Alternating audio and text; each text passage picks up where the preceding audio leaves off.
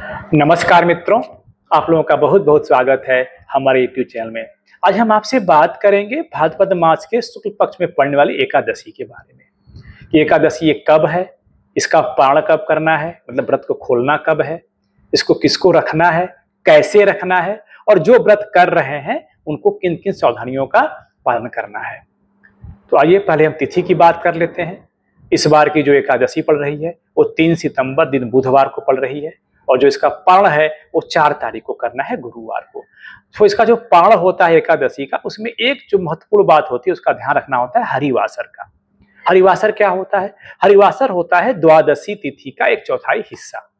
मतलब जब भी हम एकादशी व्रत का पारण करेंगे, हमें ध्यान रखना है कि द्वादशी में करेंगे और द्वादशी भी 1/4 बीत चुकी होनी चाहिए।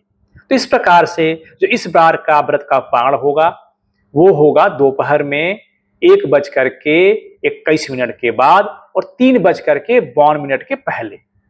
तो आप तिथि को नोट कर लें। जो इसका आपको व्रत रखना है वो बुधवार 3 सितंबर को रखना है। जो व्रत खोलना है वो 4 सितंबर को दोपहर में 1:21 के बाद और 3:52 के पहले आपको इस व्रत को खोलना है। अब थोड़ा सा हम बात करेंगे कि किसको रखना है व्रत। सनातन धर्म में 8 वर्ष की उम्र के ऊपर के जितने भी व्यक्ति हैं उनको इस व्रत को करना चाहिए। अगर जो सक्षम नहीं है, मतलब बालक हैं, बच्चे हैं, वृद्ध हैं या रोगी हैं, तो कम से कम वो उस दिन चावल का सेवन ना करें। अब व्रत जो रखने का नियम है, आप चाहे तो निराजल रहें, सबसे उत्तम माना जाता है। अगर आप निराजल नहीं रह सकते हैं तो आप जल का सेवन करके केवल रहें। आपको उसमें बात नहीं बनती है तो फलाहार एक समय ले लें। अगर फलाहार से भी नहीं बात बन रही तो आप 2-3 बार भी फलाहार लेकर के रहें, बट इस व्रत को जरूर रखें। अगर आप ठीक है, आप नहीं रख पाते हैं व्रत, तो कम से कम उस दिन चावल का सेवन ना करें। घर में आप चावल का सेवन ना करें, इतना तो परहेज आप करें ही करें।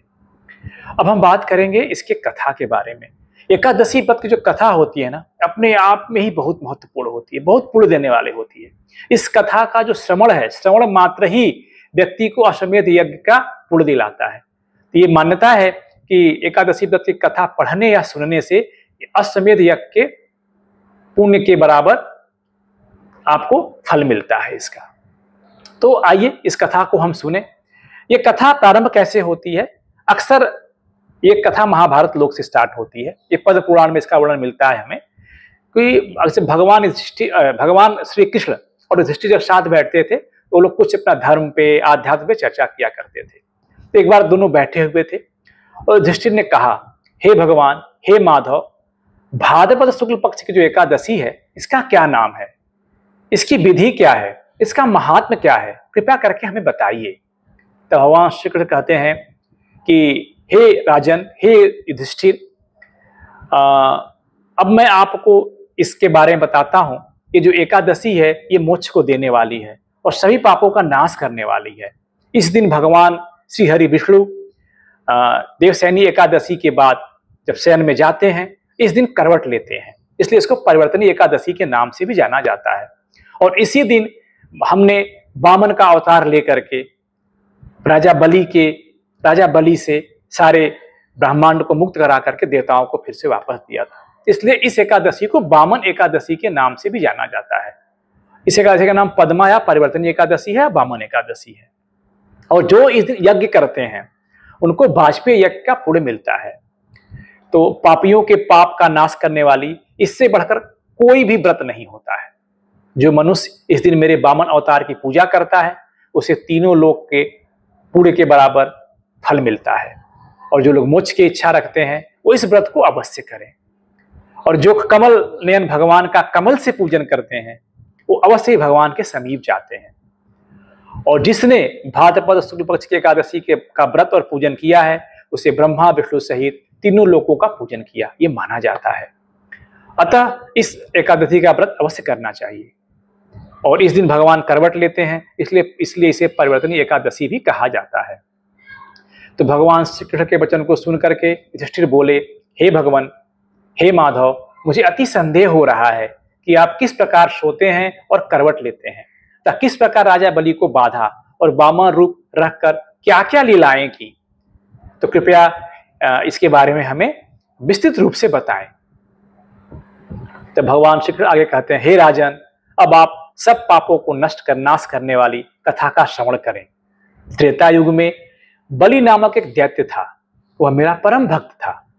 वह विविध प्रकार के वेद सूक्तों से मेरा पूजन किया करता था और नित्य ही ब्राह्मणों का भी पूजन करता था और यज्ञ का आयोजन करता था। लेकिन उसका जो इंद्र के साथ उसका द्वेष था, जिसके कारण इंद्रलोक और सभी देवताओं को जीत लिया। इस कारण सभी देवता एकत्र होकर सोच विचार करके हमारे पास आए और बृहस्पति सहित इंद्र आदि देवता सभी भगवान श्री विष्णु के निकट आए और नतमस्तक होकर वेद और मंत्रों द्वारा भगवान का पूजन किया और स्तुति करने लगे। तब हमने वामन रूप धारण करके, जो हमारा 5वां अवतार है, मैं राजा बलि के दरवाजे पे पहुंचा और राजा बलि से हमने 3 पग भूमि की मांग की। राजा बलि उसमें अपने अहंकार में थे। वो बोले, 3 पग भूमि हमारे लिए क्या है, तुमसे तीनों लोग भी मांगते तो मैं तुमको दे देता। तब जो भगवान वामन रूप थे, भगवान वामन ने कहा, हे राजा बलि, हमें केवल आप 3 पग भूमि दे दीजिए, ये हमारे लिए पर्याप्त है। तो राजा बलि ने उनको 3 पग भूमि देने का संकल्प ले लिया और उसके बाद राजा बलि बोले, ठीक है, जहां से आपकी इच्छा हो वहां 3 पग नाप करके आप ले लीजिए। फिर हमने अपने शरीर को बहुत ही विशाल रूप धारण किया और अपने रूप को त्रिविक्रम रूप में बढ़ा करके इतना बड़ा कर लिया कि भूलोक में अपना पैर रखा, भूरलोक में अपना जंघा रखा, स्वर्गलोक में कमर रखी, महालोक में पेट, जनलोक में हृदय और यमलोक में कंठ की स्थापना कर सत्यलोक में मुख और उसके ऊपर अपना मस्तक स्थापित कर दिया। हमने 2 पग में ही धरती से लेकर के स्वर्ग तक की सारी दूरी हमने नाप ली। इसमें सूर्य, चंद्रमा आदि सब ग्रह गण, योग, नक्षत्र, इंद्रादि देवता, शेषनाग इत्यादि सबों ने हमारी विविध प्रकार से वेद सूक्तों से प्रार्थना करने लगे। तब मैं राजा बलि का हाथ पकड़ कहा, हे राजन, एक पद से हमने पृथ्वी, दूसरे पद से हमने स्वर्गलोक, तो हमारे पूर्ण हो गए। अब बोले, तीसरा पग मैं अपना कहाँ रखूं? तो राजा बलि ने सर झुका लिया और कहा, हे प्रभु, हे देवता, आप अपना तीसरा पैर हमारे मस्तिष्क पे रखिए। उसके बाद हमने अपना तीसरा पैर उसके सर के ऊपर रख दिया, जिससे वो पाताल लोक में चला गया। जब मैं पैर हटाने लगा तो उसने उसने विनम्रता की, हे भगवान, आप हमारे साथ रहिए, हमारे मन में रहिए। तो भगवान ने कहा, हे राजा बलि, अगर आप मेरा व्रत पूजन करते हैं तो मैं आपके यहाँ अवश्य रहूंगा।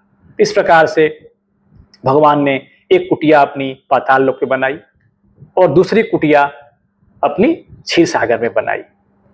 तो इस प्रकार से भगवान ने कहा कि जिस दिन जो इस प्रकार से एकादशी व्रत का पूजन करता है, व्रत रखता है, उसको भगवान विष्णु का बहुत ही आशीर्वाद प्राप्त होता है।